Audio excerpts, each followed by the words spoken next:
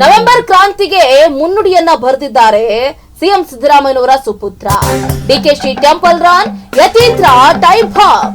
ಏನಪ್ಪಾ ಇದು ಹೊಸ ಟ್ವಿಸ್ಟ್? ಇಲ್ಲಿ ಯಾಕೆ ಮಧ್ಯದಲ್ಲಿ ಯತೀಂದ್ರ ಸಿದ್ದರಾಮಯ್ಯನವರ ಎಂಟ್ರಿ ಆದ್ರು? ಡಿಕೆ ಟೀಮ್ ಗರಂ ಆಗಿದೆ, ಸಿದ್ದು ಟೀಮ್ ಆಕ್ಟಿವ್ ಆಗಿದೆ. ಬಿಜೆಪಿ ಲಕಲಕ ಅಂತ ಇದೆ. ಕಾಂಗ್ರೆಸ್ನಲ್ಲಿ ಸಂಚಲನ ಮೂಡಿಸಿದ ಉತ್ತರ ಅಧಿಕಾರಿಯ ಮಾತು.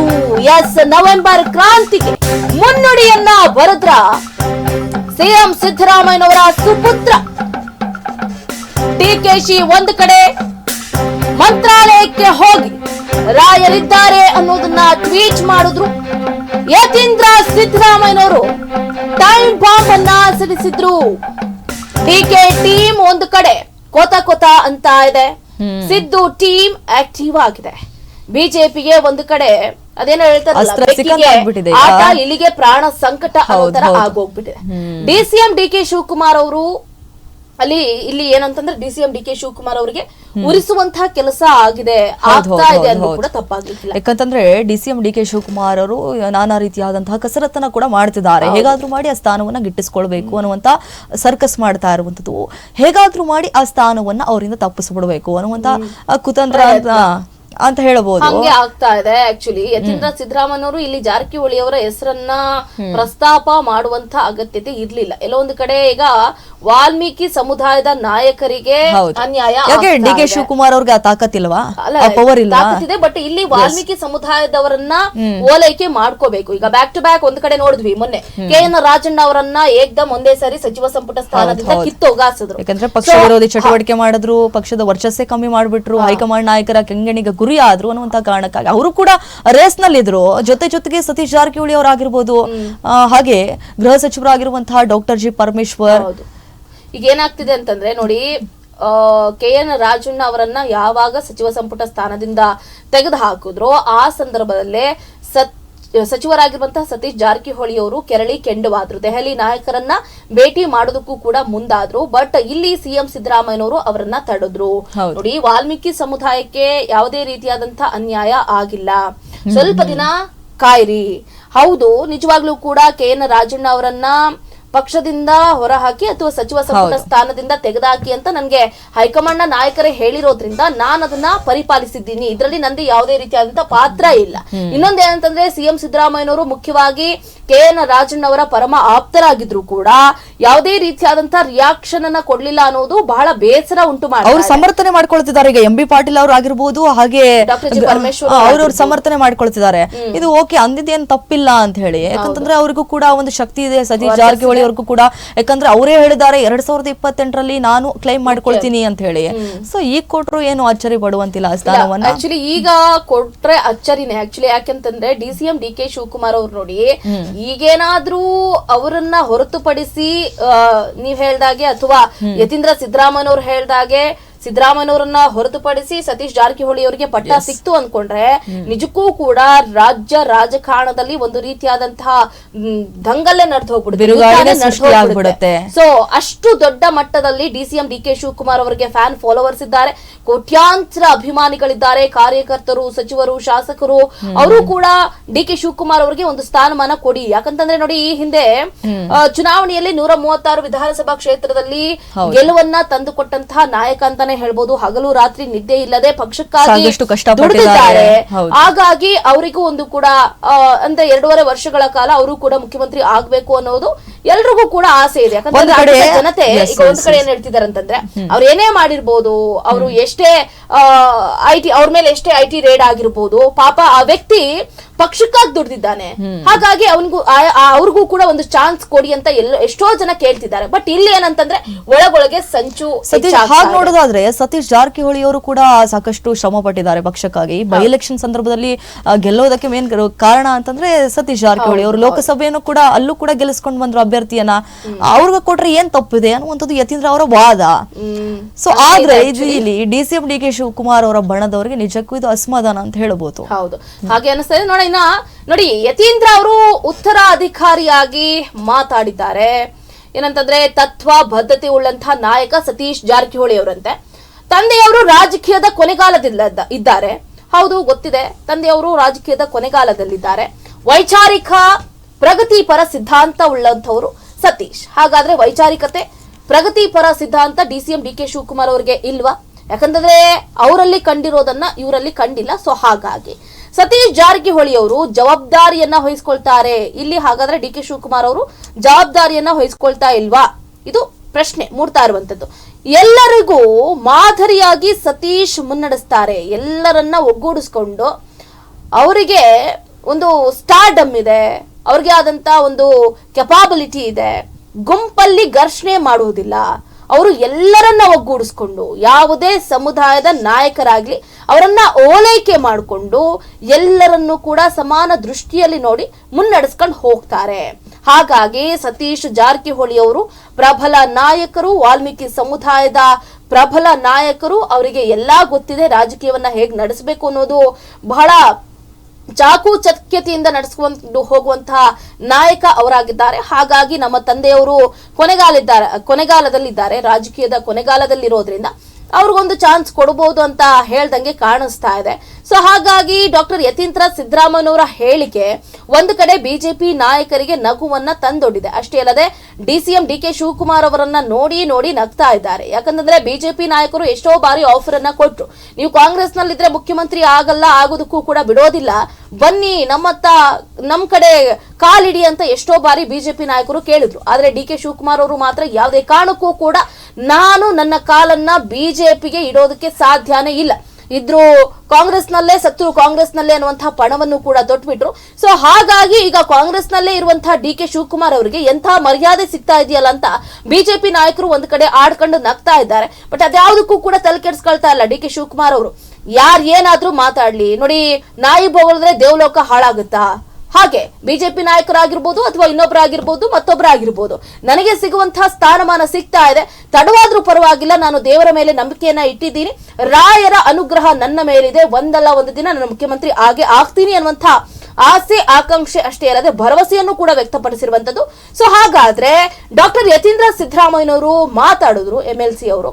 ಸೊ ಏನ್ ಮಾತಾಡಿದ್ರು? ಹಾಗಾದ್ರೆ ಸತೀಶ್ ಜಾರಕಿಹೊಳಿ ಅವರನ್ನ ಹೇಗೆ ಹೊಗಳಿದ್ರು, ಡಿಕೆ ಶಿವಕುಮಾರ್ ಅವರನ್ನ ಹೇಗೆ ತೆಗಳಿದ್ರು ನೋಡೋಣ.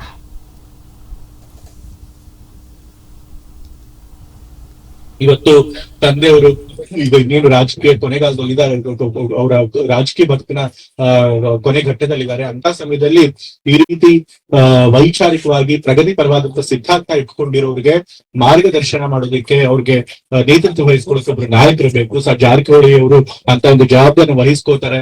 ಕಾಂಗ್ರೆಸ್ ಪಕ್ಷ ಸಿದ್ಧಾಂತ ನಂಬಿಕೆ ಇಟ್ಕೊಂಡಿರುವಂತ ಎಲ್ಲ ರಾಜಕಾರಣಿಗಳಿಗೆ, ಯುವ ನಾಯಕರಿಗೆ ಅವ್ರು ಮಾದರಿಯಾಗಿ ನಮ್ಮನ್ನು ಮುನ್ನಡೆಸ್ತಾರೆ ಅನ್ನೋ ಒಂದು ನಂಬಿಕೆ ನನಗಿದೆ. ಸೊ ಹಾಗಾಗಿ ಈ ರೀತಿ ಒಂದು ತತ್ವಬದ್ಧತೆ ಇರುವಂತಹ ನಾಯಕ ಸಿಗೋದು ಬಹಳ ಕಷ್ಟ. ಅಂತ ಕೆಲಸನ ಜಾರಕಿಹೊಳಿ ಮಾಡ್ತಿದ್ದಾರೆ. ಅಂತ ಕೆಲಸ ಮುಂದುವರಿಸಲಿ ಅಂತ ಹೇಳಿ ನಾನು ಕೇಳ್ಕೊಳ್ತಾ, ಇವತ್ತು ತಂದೆಯವರು ಇದು ಇನ್ನೇನು ರಾಜಕೀಯ ಕೊನೆಗಾಲದಲ್ಲಿದ್ದಾರೆ, ಅವರ ರಾಜಕೀಯ ಬದುಕಿನ ಕೊನೆ ಘಟ್ಟದಲ್ಲಿದ್ದಾರೆ. ಅಂತ ಸಮಯದಲ್ಲಿ ಈ ರೀತಿ ವೈಚಾರಿಕವಾಗಿ ಪ್ರಗತಿಪರವಾದಂತಹ ಸಿದ್ಧಾಂತ ಇಟ್ಕೊಂಡಿರೋರಿಗೆ ಮಾರ್ಗದರ್ಶನ ಮಾಡೋದಕ್ಕೆ, ಅವ್ರಿಗೆ ನೇತೃತ್ವ ವಹಿಸ್ಕೊಳ್ಳೋಕೆ ಒಬ್ರು ನಾಯಕರು ಬೇಕು. ಜಾರಕಿಹೊಳಿ ಅವರು ಅಂತ ಒಂದು ಜವಾಬ್ದಾರಿ ವಹಿಸ್ಕೋತಾರೆ. ಕಾಂಗ್ರೆಸ್ ಪಕ್ಷ ಸಿದ್ಧಾಂತ ನಂಬಿಕೆ ಇಟ್ಕೊಂಡಿರುವಂತ ಎಲ್ಲ ರಾಜಕಾರಣಿಗಳಿಗೆ, ಯುವ ನಾಯಕರಿಗೆ ಅವ್ರು ಮಾದರಿಯಾಗಿ ನಮ್ಮನ್ನು ಮುನ್ನಡೆಸ್ತಾರೆ ಅನ್ನೋ ಒಂದು ನಂಬಿಕೆ ನನಗಿದೆ. ಸೊ ಹಾಗಾಗಿ ಈ ರೀತಿ ಒಂದು ತತ್ವಬದ್ಧತೆ ಇರುವಂತಹ ನಾಯಕ ಸಿಗೋದು ಬಹಳ ಕಷ್ಟ. ಅಂತ ಕೆಲಸನ ಜಾರಕಿಹೊಳಿ ಮಾಡ್ತಿದ್ದಾರೆ. ಅಂತ ಕೆಲಸ ಮುಂದುವರಿಸಲಿ ಅಂತ ಹೇಳಿ ನಾನು ಕೇಳ್ಕೊಳ್ತಾ, ಇವತ್ತು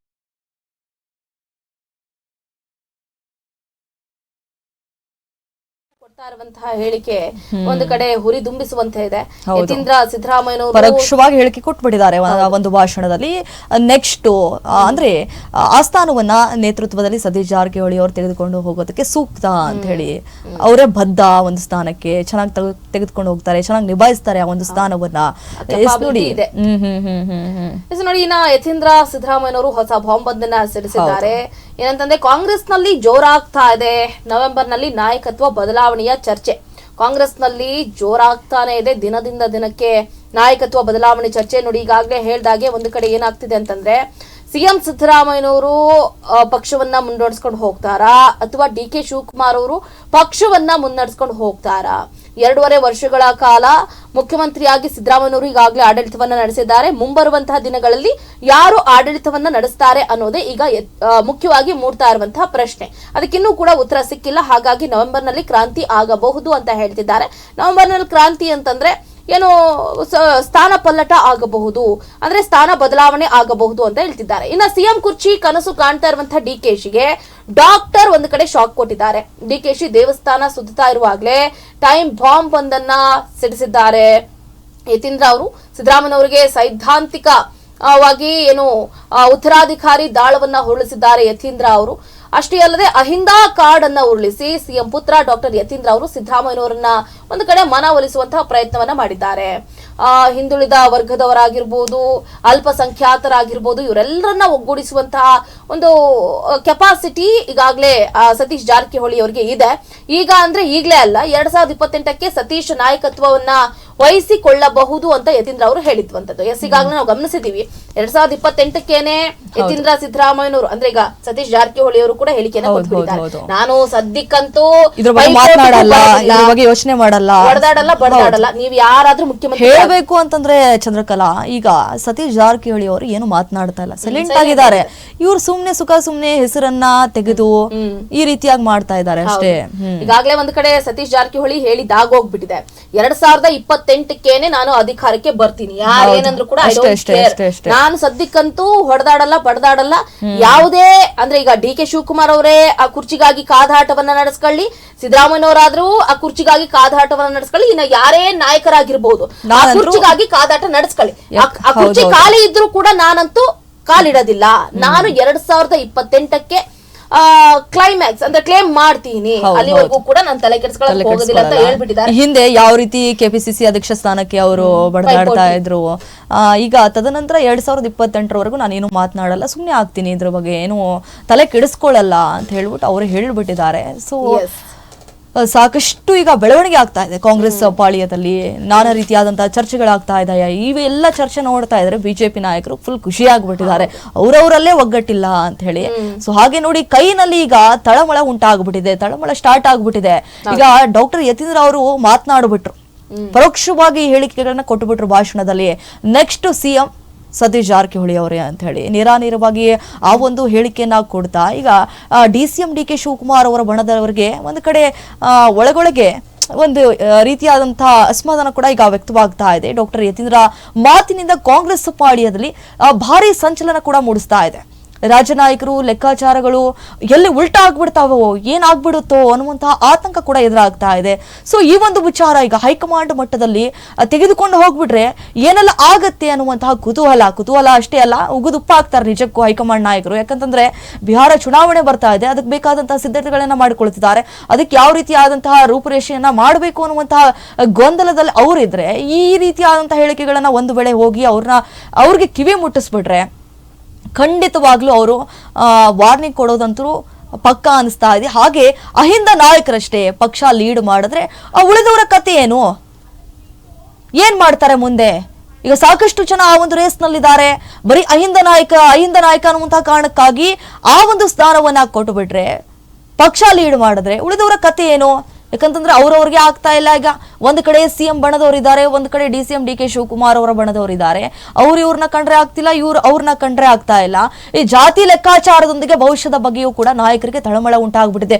ಒಂದು ವೇಳೆ ಏನಾದ್ರೂ ಸತೀಶ್ ಜಾರಕಿಹೊಳಿ ಅವರು ಸಿಎಂ ಆಗ್ಬಿಟ್ರೆ ನಮ್ಮ ಸ್ಥಾನ ಎಲ್ಲಿ ಹೋಗ್ಬಿಡುತ್ತೋ ಅನ್ನುವಂತಹ ಭಯ ಕೂಡ ಆಬ್ವಿಯಸ್ಲಿ ಅವ್ರಲ್ಲಿ ಕಾಡ್ತಾ ಇದೆ. ಸೊ ಮುಂದಿನ ಭವಿಷ್ಯ, ನಮ್ಮ ಸ್ಥಾನಮಾನ ಕಳ್ಕೊಂಡ್ ಬಿಡ್ತೀವಿ ಅನ್ನುವಂತಹ ಭಯ ಕೂಡ ಆಬ್ವಿಯಸ್ಲಿ ಅವ್ರಲ್ಲಿ ಕಾಡ್ತಾ ಇರುವಂತದ್ದು. ಸೊ ಹಾಗಾಗಿ ಈ ಒಂದು ವಿಚಾರವನ್ನ ಈಗ ಹೈಕಮಾಂಡ್ ನಾಯಕರಲ್ಲಿ ಮುಟ್ಟಿಸ್ಬೇಕು ಬೇಡವೋ ಅನ್ನುವಂತಹ ಚರ್ಚೆಗಳು ಕೂಡ ನಡೀತಾ ಇದೆ. ಹೇಳಿಕೆಡಿ ಚಂದ್ರಕಲಾ, ಈಗ ಬಿಹಾರ ಎಲೆಕ್ಷನ್ ಬರ್ತಾ ಇದೆ, ಅದಕ್ಕೆ ಬೇಕಾದಂತಹ ಸಿದ್ಧತೆಗಳು ಕೂಡ ನಡೀತಾ ಇದೆ. ಜೊತೆಗೆ ಈ ಎಲ್ಲಾ ವಿಚಾರಗಳನ್ನ ಅವ್ರು ತಲೆ ಕೆಡಿಸ್ಕೊಳ್ತಾರ ಮೇನ್ ಆಗಿ?